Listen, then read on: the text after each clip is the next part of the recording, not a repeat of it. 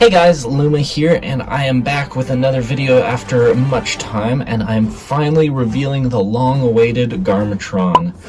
Well, see, I figured now would be a good time to reveal it, since Bricks by Mind, somebody I've worked with in the past, and a good friend of mine, is doing a competition for Ninjago MOCs. And for everyone who doesn't know, MOC M.O.C. stands for My Own Creation, and is a common term within the LEGO community. So here we have my MOC, and it's the Garmatron from Season 2 of the LEGO Ninjago show, and the set seemed very inaccurate. I'll show some pictures here, and you can see what the Garmatron is supposed to look like, and here is what the Garmatron actually looked like, and I'll be getting that set out a little bit later to do a little bit of comparison between my Garmatron and the set Garmatron. And so let's jump right into this review with a 360. I will show you a little bit around what's going on, and I'll talk about the building techniques used a little bit and go over the features. Now, I tried to make this as accurate as possible to the show, and I believe at this scale it is nearly impossible to get more accurate to the show. However, if you guys see anything that you think could be more accurate, please let me know how I can improve. I am always open to suggestions, and I'd love to hear from you guys. Taking a step back for a moment, we just have the set Garmatron, and I'll just do a quick little review of it so you can understand how I became inspired by this set and what I changed to turn it into the set you see before you over there. So here's a quick 360 on that. You can see it's quite compact, and they changed the way these treads kind of sit on the ground. These are more flat towards the ground. This one is a little bit raised on the back end here, but they're mostly flat, and this one has both of them raised, and this one raised at almost a 45-degree angle from the horizontal. But yeah, this is a decent set. It has quite a bit of room to place minifigures and whatnot, and a little jail cell in there that was actually seen in the show, so good on them for at least including that. You click this thing on the back, and the bullet will shoot out the front, and this is supposed to be a dark matter bullet, and you know, whatever, it doesn't really look like that in the show, but yeah, it's fine. And that's about it. There's not much more to this set. I mean, it rolls nicely, but not the greatest thing in the world. I mean, it was a nice set, and I do not regret buying it at all. And at the time, I really loved having it, really loved driving around General Kozu and Garmadon to fight the ninja. And the bullet feature was just so simple and so easy. I could like aim it at a ninja and then, you know, fire at them.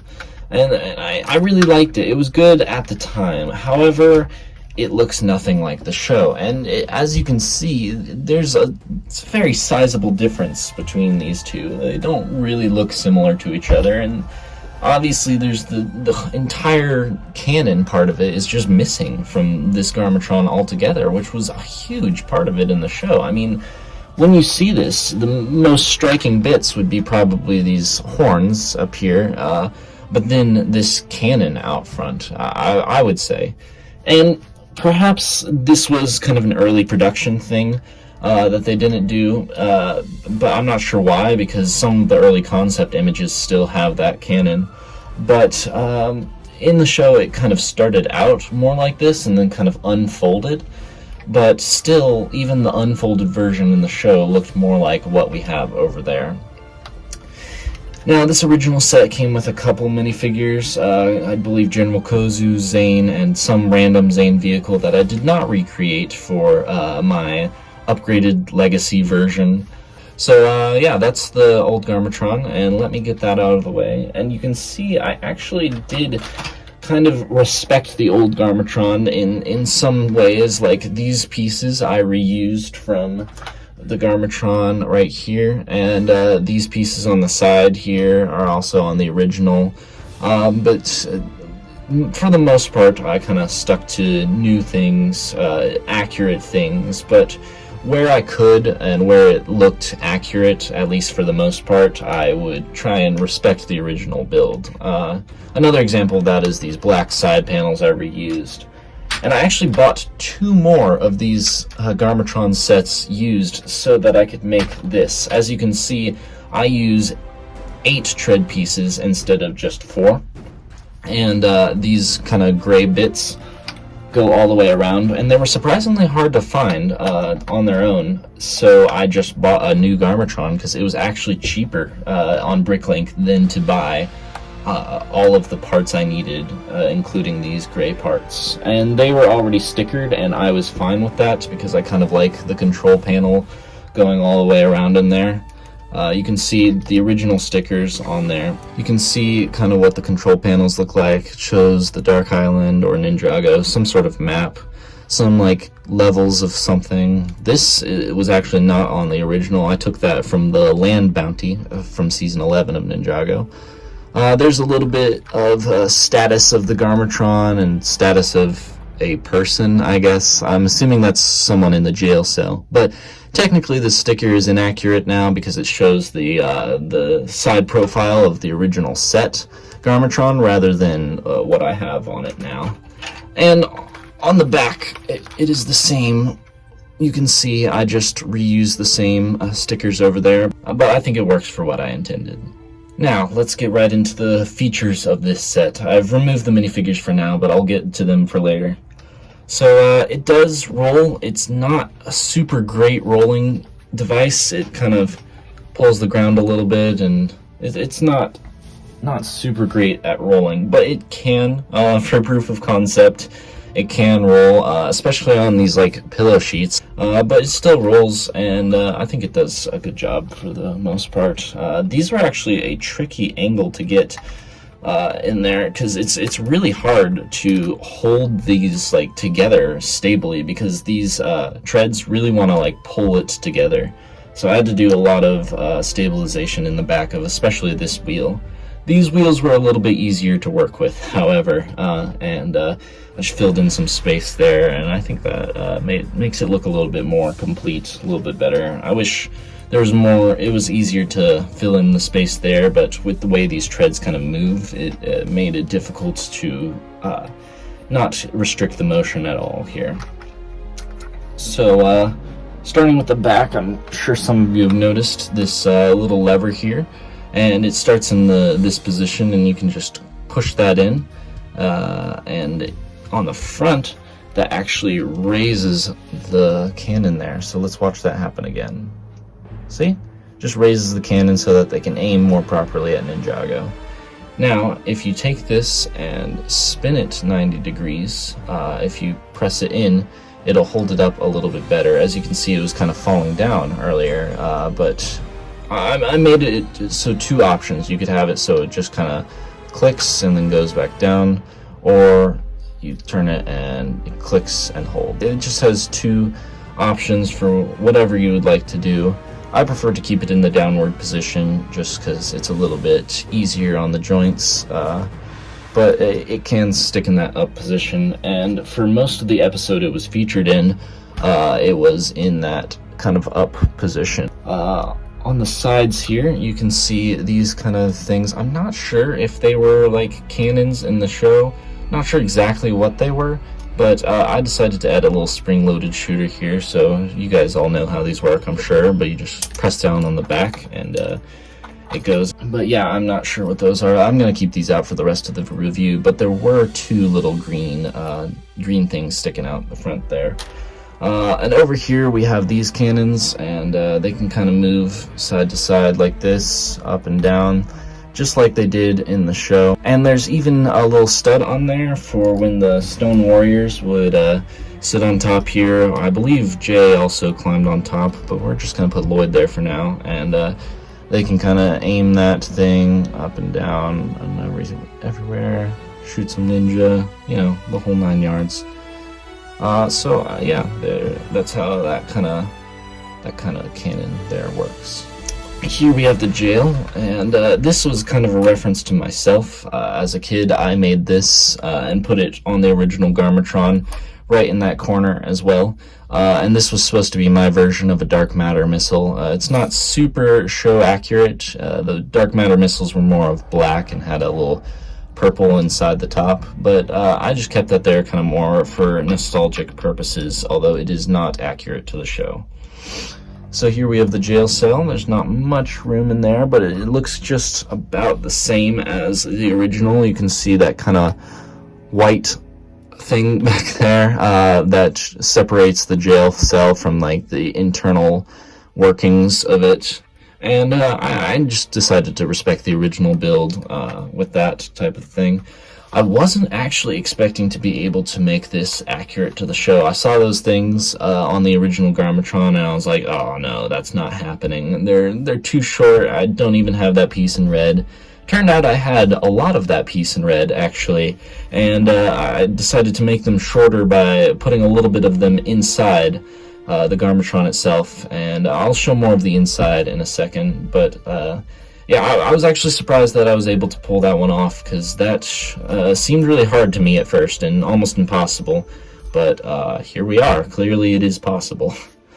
So back on the back, these things, I'm not exactly sure what they are. I think they're stabilizers, as it was seen in the concept art, but they, in the show, can like be pushed back in and pull back out. That is not an accurate feature. That's not a feature I accurately recreated for this legacy version, and I think that's fine. There wasn't much I wanted to do, and I kind of realized that they did that pretty late in the game, and I didn't really include any of the unfolding features already, so might as well not include that unfolding feature either. So, and I think they look fine as they are. I think they don't really stabilize the model as they do in the show, apparently. In fact, they barely even touch the ground. There's just two little like slider things on the bottom there, and so I think like that's fine, just how it is. It's fine. So coming up to the top here, some of you might have already noticed this, but there's a little kind of indented space in here. So you can probably already figure out what's going on here, but in Season 2, Garmatron and Lloyd were about to fight here when Lloyd got sent down in a trapdoor, and I decided to recreate that here. It was actually a fairly simple process, but it was something that stopped me from making this video for a while. But I have this lever on the back here, and it just pushes in and out with the little handle there, and you can kind of pull that back up pretty easily. Just did it with one hand there. And Lloyd is down in the jail cell below. And honestly, I'm surprised they didn't make that a feature on the original set. That seems like a really great play feature in my head. I feel like that would be on an actual legacy version of this if they decided to make it. I mean, it was a moment that happened in the show, and it can be easily recreated just through that process. It's very simple. Sometimes it's hard to make Lloyd go down there. I had to retake this video, actually, because he didn't go down properly the first time, kind of like that. Even though he's just laying there, he's still like holding it up. But about 50-50% of the time does he actually go down. And it's not an effect of the trapdoor, it's just the way he kind of sits on the wall behind it. The trapdoor will like naturally go down every time you undo it. Also up here we have this little thing that can kind of move and rotate. I'm not really sure if it ever did anything in the show, but it was there, so I felt like including it. Now, this whole section actually can be removed fairly easily, and you can see kind of the trapdoor below. And part of this was just so when I was making it, I could get down in there and fix a couple details that needed to be fixed.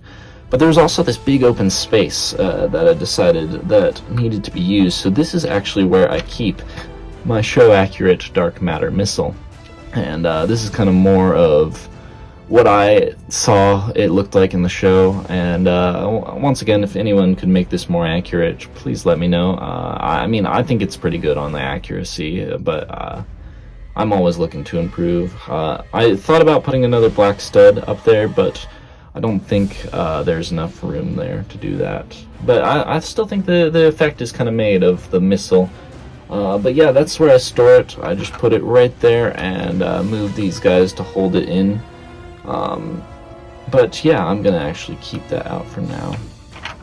And move the trapdoor back. You can kind of see a little bit more of what it's like in the jail down there. It's fairly roomy actually in the jail there, and I really like that. And you can kind of see some of the inner workings that I will be getting to in 1 second. Before I move on though, I should probably point out that these are not exactly accurate. That is just for holding weapons and such, just something I wanted to add as a little bit of creative liberty. Just wanted to also look at the front before we move on. I wanted to show you this kind of face that's going on here. It's supposed to be Garmadon's face, and these are like his teeth and his mouth, and these are his eyes, and the helmet kind of comes up here. That's supposed to represent the dark helmet. I mean, I don't think it looks very much like the dark helmet, but it does look like what it does look like in the show. So that's kind of supposed to be his tongue or something. I don't know. I try not to think about it too hard, but that's just something I wanted to point out. So now we're actually getting to my favorite part of the model. Now, would you believe me if I told you that this cannon could shoot? Well, most people would say no, that's impossible for that type of thing. And you're right, it is. However, the Garmatron itself can shoot, and I will show you how that works here in a bit. So there's a little bit more to these things. If you remember in the show, they kind of popped out from the sides in order to shoot at Dareth. And I did not forget about that, and you can pull them out a little bit. Not very much, but they are still pulled out. But that actually acts as another feature. It unlocks this little bit of door that just slides back like that.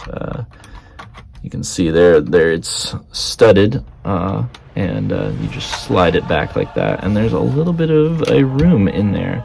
And there's nothing much to that room. There's not a whole lot of detail in there, but that's where the Stone Warriors loaded up the dark matter missiles.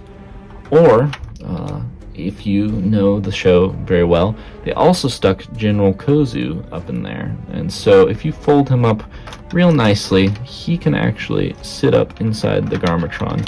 Unfortunately, the Garmatron will not shoot General Kozu, but I mean, come on.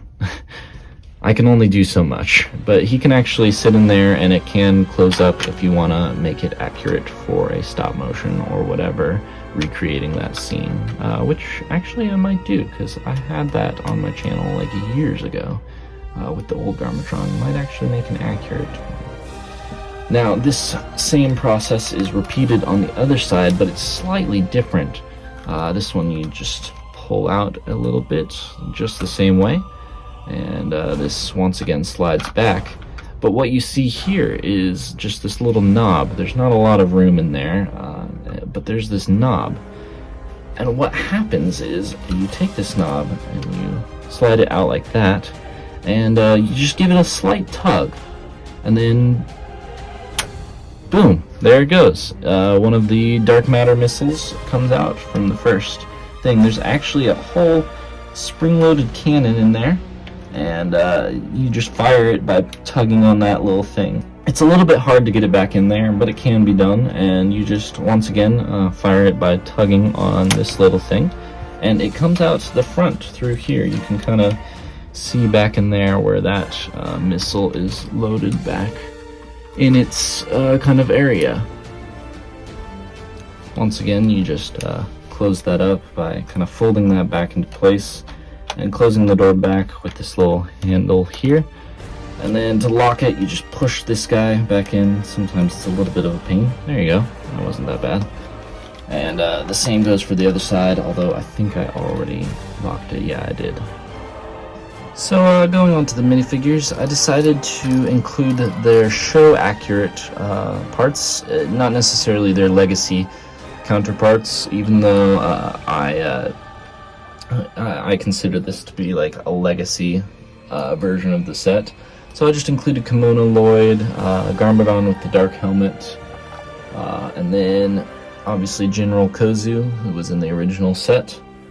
And I also would want to include Amy Sako, but a more accurate to Season 2 version with a little streak of white through her hair. some pockets on her legs, and then a sash of some sort, probably carrying scrolls or something like that. I just wasn't super satisfied with the Misako figure we got, and so I customized my Misako figure to look better, more accurate, and this was one of my first customs actually, so it's not super great nowadays. Now, to top this all off, I wanted to include a minifigure that probably was never intended to be in the original sets or any of the Season 2 sets. The Overlord himself. And some of you saw this earlier, but I just made an Overlord bubble. That's kind of his bubble form, and I kind of copied the kind of pufferfish from Ninjago City. But tried to include a lot of purple parts. Unfortunately, they don't have these in purple, so blue was the best I had. And this kind of looks like him, I think. I think I did a good job. I like to put this here with the little clear thing on top of the Garmatron there. And I think it looks pretty good. It kind of looks like he's floating. Like that piece there gives you the illusion. And since I didn't include a possessed Garmatron in the set, it only made sense to include an Overlord in this set as well, but in his bubble form. And hopefully one day I'll be getting a more accurate possessed Garmatron. I saw my friend JD Singh 4 did a really great custom that I'd like to completely rip off of him. But for now, this is what I got, and I'm pretty pleased with it since we never actually got that in Lego form, and I think it would make a Legacy set like really wonderful if they did something like that. Perhaps they would make these kind of sticks shorter. There, you could see a little bit of like stickiness in his bubble form, but he was mostly round, and I'd like rather these parts in purple. I think that would complete the look a little bit better than it is here. But I think the blue is acceptable, especially because you can kind of there's a little bit of red underneath. It kind of gives the illusion of purple, but not really. So yeah, but this is the entirety of the Garmatron, my MOC custom Garmatron. And the reason I'm sharing this video now is because my friend Bricks by Mind is holding a Ninjago MOC contest, and I wanted to review it specifically for that contest and reveal it specifically for that contest because I'm really excited about it, and I'm very proud of this model, and I hadn't yet revealed it. I really was waiting a long time to complete this Overlord bubble because I think that's a highlight of the set itself, but I'm pretty pleased with the way this turned out, and I think it's one of the better MOCs I've made, and completely color accurate, of course, and I'm really happy with the way this turned out. I'm not sure if there is anything I could do to improve it. So just going back to the original set, I think this is a vast improvement, and I actually saw a photo online, and if I can find it, I'll paste it up here.